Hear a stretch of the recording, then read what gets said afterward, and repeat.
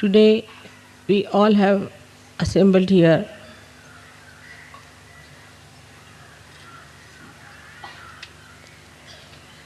to pay our respect to Shri Ganesha.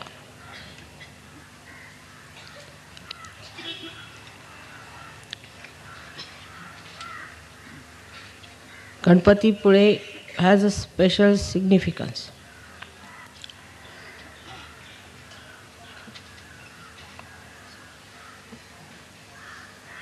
Because he is Mahaganesha.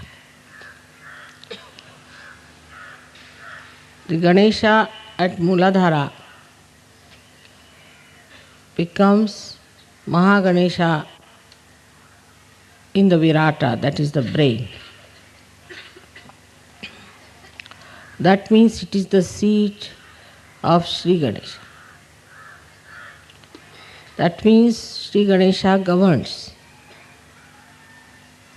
From that seat, the principle of innocence. As you know very well, it is placed at the back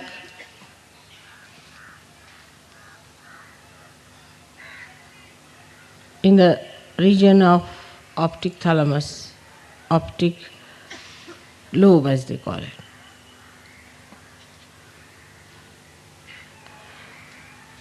And it is the giver of innocence to the eyes.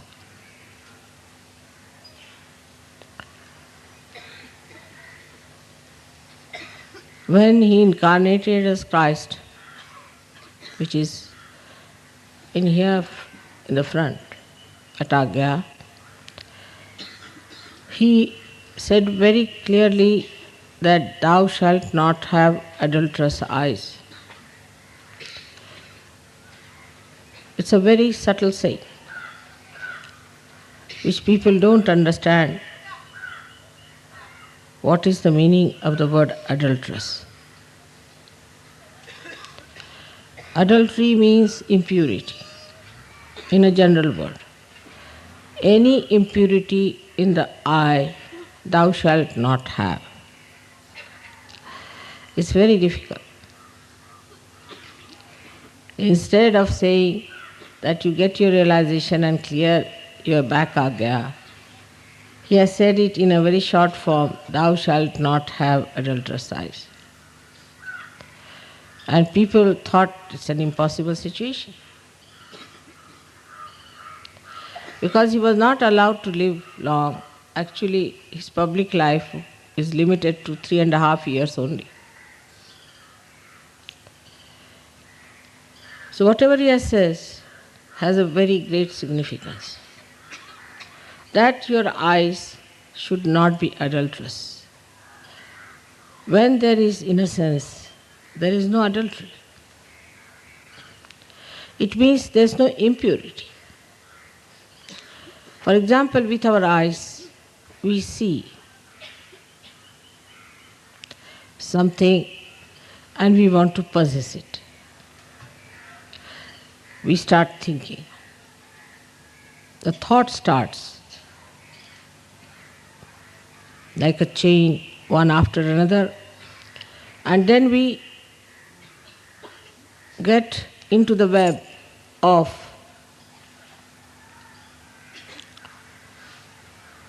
horrible thoughts, and then we become slaves of those thoughts. Without even our knowledge, our eyes are turned to things which are very gross and take you downward.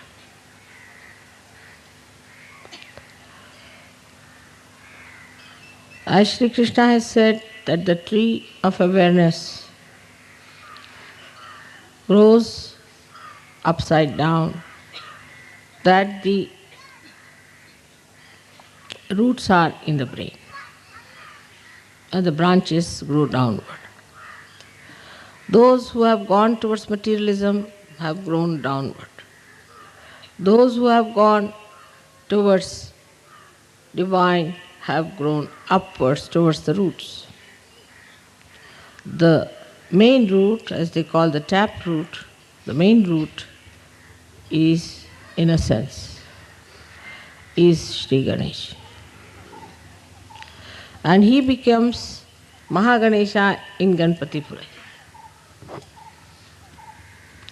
Here he is surrounded by the father principle, the guru principle of the sea, the ocean, the Indian Ocean.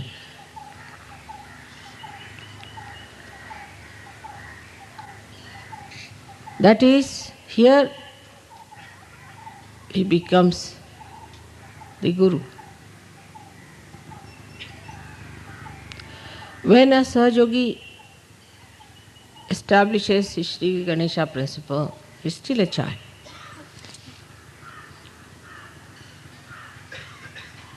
Of course, his eyes start becoming purer and purer and powerful and glistening. You must have seen when the Kundalini gives you the realization, then your eyes start gleaming, like a spark is there in the eye. You can make out a spark. With ego, it gets covered.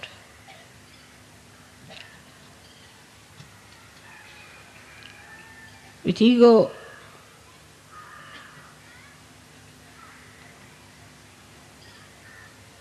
it blinds. With superego, it is covered with tears. But when they are clear, you see the beauty of the eyes.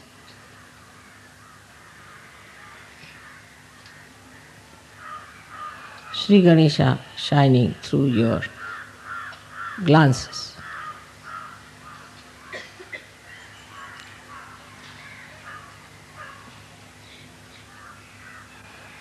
The attention now starts flowing through the window of Shri Ganesha's temple.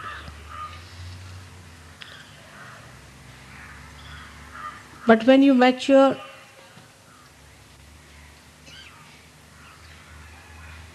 you become Mahaganesha. Then Mahaganesha is established in you, and you become a Sadguru. You become a divine guru. You can teach others. Even a child could be that. Even a grown-up person may be stupid. It has nothing to do with age, color, creed, or caste. It is a state to which one can reach at any time. Like we can say here we had Jnaneshwara, who at a very young age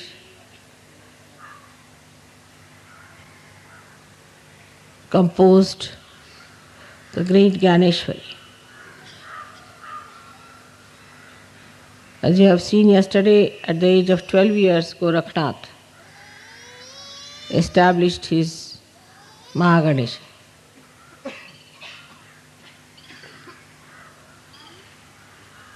But if you do not try to ascend, then you will remain at the same stage even when you grow old.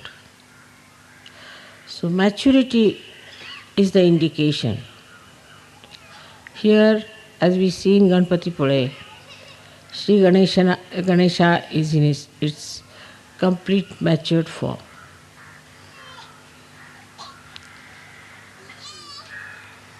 So that we develop also our Mahaganesha within ourselves. And our eyes become pure, powerful, and divine.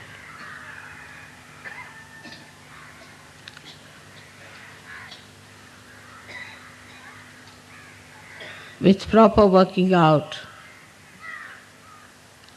I am sure we can establish that state within ourselves.